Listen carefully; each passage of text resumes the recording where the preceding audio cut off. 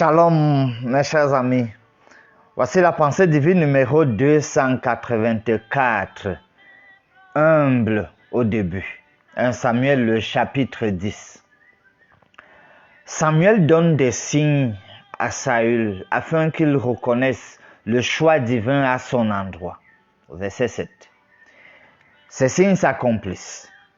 Samuel convoque tout le peuple et procède à la désignation publique de Saül, lequel était resté discret. Son attitude n'a pas montré qu'il était empressé d'avoir le pouvoir. En fait, l'on peut noter une disposition humble qui habitait Saül au début. Humble au début. À partir du verset 20, il est dit, Samuel fit approcher toutes les tribus d'Israël et la tribu de Benjamin fut désignée. Il fit approcher la tribu de Benjamin par famille et la famille de Matri fut désignée. Puis Saül, fils de Kis, fut désigné. On le chercha, mais on ne le trouva point.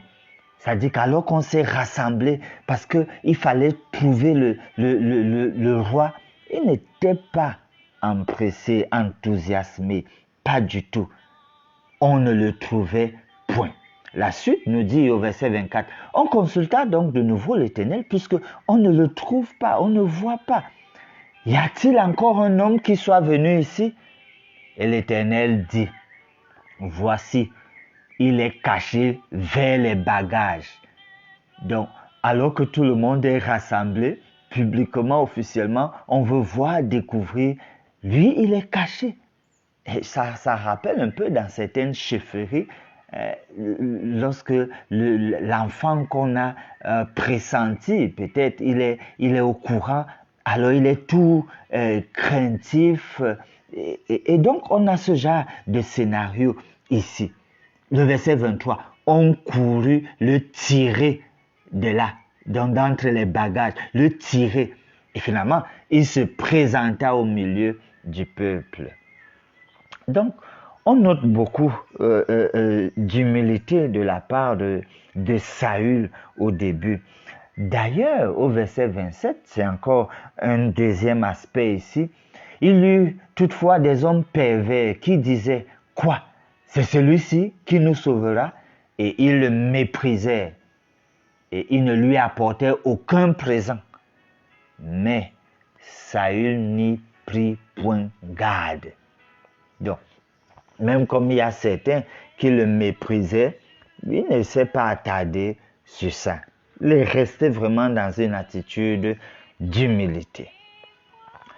C'est ce qui devrait donc nous caractériser, chers amis.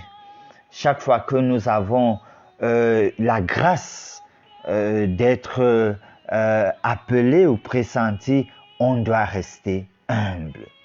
Prions. Dieu notre Père, à l'instar du Christ lui-même qui s'est humilié, Seigneur, afin de nous sauver, donne-nous également d'être toujours prédisposés à l'humilité, de demeurer humble et toujours dépendre de toi. Pour ta gloire, nous prions au nom de Jésus. Amen.